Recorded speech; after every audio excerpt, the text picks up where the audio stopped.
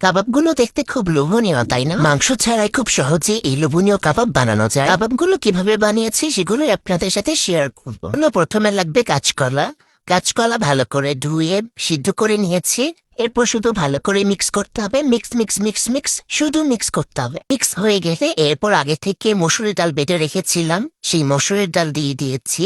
মসুরের ডাল দেওয়ার পরে সেখানে পরিমাণ মতো পেঁয়াজ ও মরিচ কুচি দিয়ে দিব। এরপর পরিমাণ মতো আদা ও রসুন বাটা দিয়ে দিব। এরপর হলুদের গুঁড়া, মরিচের গুঁড়া, ধনিয়ার গুঁড়া, জিরার গুঁড়া ও সামান্য গরম মশলা দিয়ে ভালো করে মাখিয়ে নিব। তারপর ভালো করে মাখানো হয়ে গেলে লবণ দিয়ে দিব। লবণ দেওয়ার পরে সেখানে আমি আগে থেকে পেঁয়াজ বেরেস্তা করে রেখেছিলাম, সেটা দিয়ে দিব। তারপর একটি ডিম দিয়ে দিব। এরপর সবগুলো আবার ভালো করে মাখিয়ে নিব। এই তো আমার মাখানো শেষ। এখন আমি হাতে একটু তেল নিয়ে নিলাম। তেল দিলে হাতে লেগে যাবে না এবং কাবাবগুলো সুন্দর শেপ করে করা যাবে।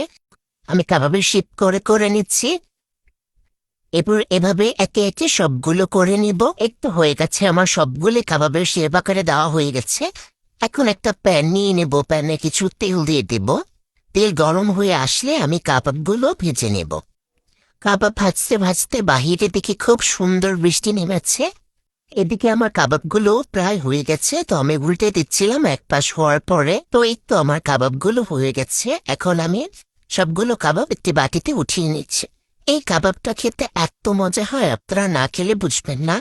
এটা আপনি যদি কাউকে না বলেন যে এটা মাংসের না, এটা কাঁচকলা দিয়ে বানানো হয়েছে, কেউ বুঝবেই না যে এটা কাঁচাকলার কাবাব। আমি একটা ভেঙে আপনাদেরকে দেখাচ্ছি। এটা ভেতরেও অনেক সুন্দর রান্না হয়েছে আর খেতেও খুব মজা হয়েছে। মাংস দিয়ে কাবাব তো সবাই খায়, আপনারা ওইটা ট্রাই করে দেখবেন, খুবই ভালো লাগবে। সবাই ভালো থাকবেন, টাটা।